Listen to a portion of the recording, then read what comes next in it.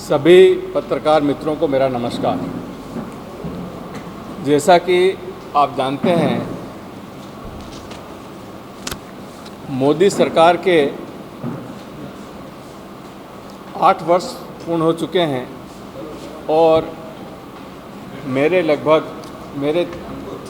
3 वर्ष पूर्ण हो चुके हैं और इसी बात को लेकर आज प्रेस वार्ता आयोजित की है।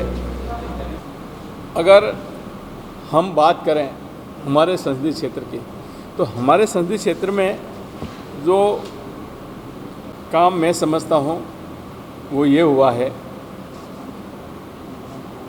कि हमारा जो इंदौर दाहोद रेलवे परियोजना थी, जिसको होल्ड पे रख दिया था, इस परियोजना को चालू करवाने के लिए मैं माननीय प्रधानमंत्री जी से, माननीय रेलवे मंत्री जी से लगातार संपर्क करता रहा। मैंने संसद में भी उठाया, मैंने पत्रों के माध्यम से माननीय प्रधानमंत्री जी को निवेदन किया और उसका परिणाम ये हुआ कि अक्टूबर 2021 से ये परियोजना वापस चालू हो गई है। बहुत द्रुत गति से योजना का कार्य हो रहा है और जो सबसे बड़ी बात है, विशेष बात, वो ये है कि माननीय प्रधानमंत्री जी के निर्देश पर इस परियोजना को विशेष परियोजना का दर्जा दे दिया गया है और विशेष परियोजना का दर्जा देने के कारण यह योजना अब प्राथमिकता की श्रेणी में आ गई है और इसके कार्य बहुत द्रुत गति से होंगे।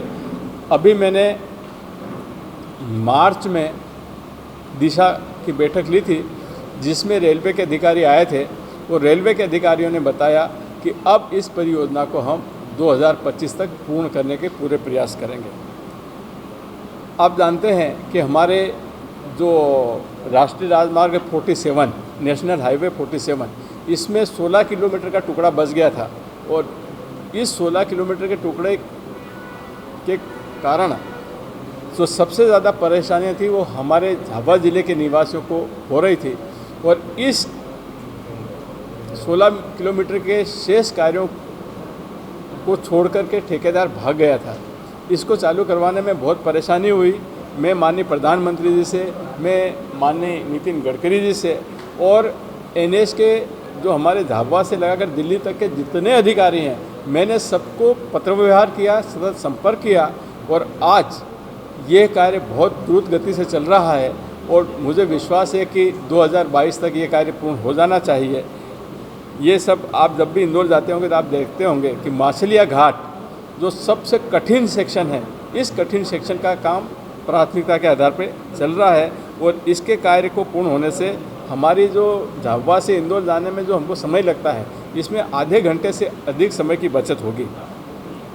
दूसरा, हमारा जो सबसे बड़ा हमारे लिए उपलब्धि होगी, वो उपलब्धि होगी 8 lane green way express, 8 lane green express way का निर्माण। मैं लगातार मांग करता आया हूँ कि हमारे जो डिस्ट्रिक्ट हेडक्वार्टर हैं, ये डिस्ट्रिक्ट हेडक्वार्टर 4 लेन रोड से जुड़े हुए होना चाहिए।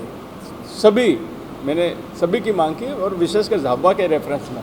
तो ये बताते हुए मुझे खुशी है कि रतलाम से झाबुआ को जोड़ने के लिए 4 लेन एक्सप्रेस वे मंजूर हो चुका है और उसकी डीपीआर बन रही है और डीपीआर बनने के बाद उसके टेंडर लगेंगे। तो ये हमारे लिए बड़ी उपलब्धि होगी।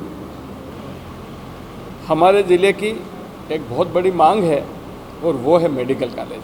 ये आप भी जानते हैं। मैं इस मेडिकल कॉलेज के संबंध में सिर्फ मेडिकल कॉलेज की मांग को लेकर मैं प्रधानमंत्री जी से 3 बार अलग अलग समय पे मिला हूँ और जो हमारे हेल्थ मिनिस्टर्स हैं गवर्नमेंट ऑफ इंडिया में, उनसे मिला हूँ। हमारे प्रदेश के यशस्वी मुख्यमंत्री जी को मैं लगातार संपर्क में हूँ, उनको पत्र लिखे हैं। हमारे जो चिकित्सा शिक्षा मंत्री हैं, उनसे मिला हूँ और मेरा पूरा प्रयास है कि हमारे ज़िले में मेडिकल कॉलेज खुलेगा। भारत शासन से मुझे पत्र प्राप्त हुआ है और उसमें ये हुआ है कि उन्होंने मुझे लिख के ये दिया है कि झाबुआ ज़िले में मेडिकल कॉलेज खोलने के प्रस्ताव प्राप्त नहीं होने के कारण हम विचार नहीं कर पाए थे, परंतु अब राज्य शासन से प्रस्ताव प्राप्त होने पर हम मेडिकल कॉलेज खोलने पर विचार करेंगे। नंबर 1, मैंने वो पत्र लगा करके मैं मुख्यमंत्री से स्वयं मिला और मैं राज्य शासन के सभी लोगों से मिला और उन्होंने बोला कि अब जो प्रस्ताव जाएंगे तो झाबुआ में मेडिकल कॉलेज खोलने के प्रस्ताव हम ज़रूर सम्मिलित करेंगे। मैं माननीय मुख्यमंत्री जी के जो सचिव हैं उनसे भी मिला कि बोले साहब आपका प्रस्ताव हम सम्मिलित कर रहे हैं। तो झाबुआ ज़िले में मेडिकल कॉलेज खोलने के लिए जितने प्रयास हो सकते हैं वो तमाम प्रयास में मैं कर रहा हूँ और आपने भी देखा होगा कि मैंने ये मांग इन प्रयासों के बावजूद संसद में भी उठाई है, पार्लियामेंट में भी उठाई है, ताकि वो बोलते हैं ना कि हमारे प्रयासों में कोई भी कमी नहीं रहे, उस दृष्टि से हम काम कर रहे हैं।